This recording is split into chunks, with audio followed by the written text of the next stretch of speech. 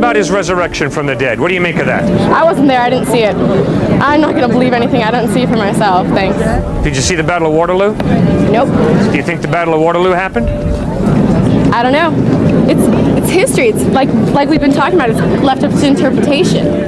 You don't think World War II? All right, let me ask you something. When I was at UCLA, there was a man who debated with me that the Holocaust never took place. His point was the Holocaust is a Jewish plot to garner sympathy. Do you buy that?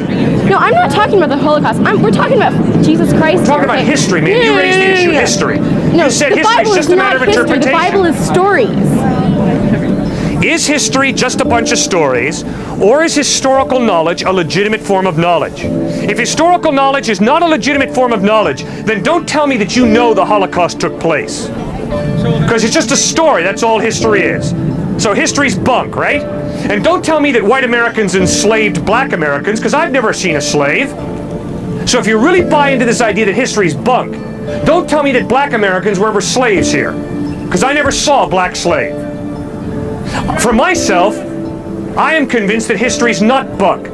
I am convinced the evidence is the Holocaust did take place. I'm convinced the evidence is that black people were enslaved in the United States, and I hate that slavery. And I'm not going to kick back and say, well, it's all a matter of interpretation. No, it's not. There's historical evidence, solid evidence, that the Holocaust took place and that African Americans were enslaved in this country.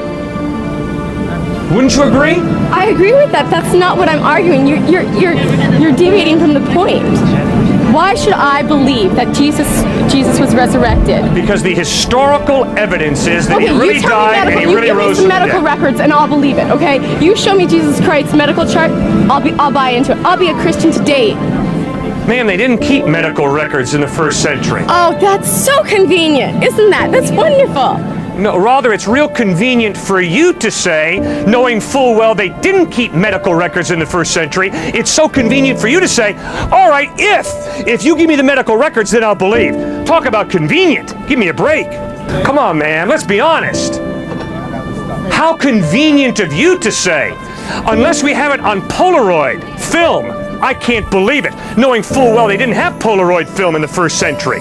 How convenient of you to say, well, show me the medical records from NYU Hospital, and then I'll believe Jesus rose from the dead, knowing full well NYU Hospital did not exist in the first century. Come on, man. Homer, Herodotus, Sophocles, Plato, Aristotle. Show me the medical records for them, will you? Historical knowledge is not based on medical records, ma'am. It's based on the trustworthiness of eyewitness testimony. And the eyewitnesses is that Herodotus and Aristotle and Cicero and Virgil really lived.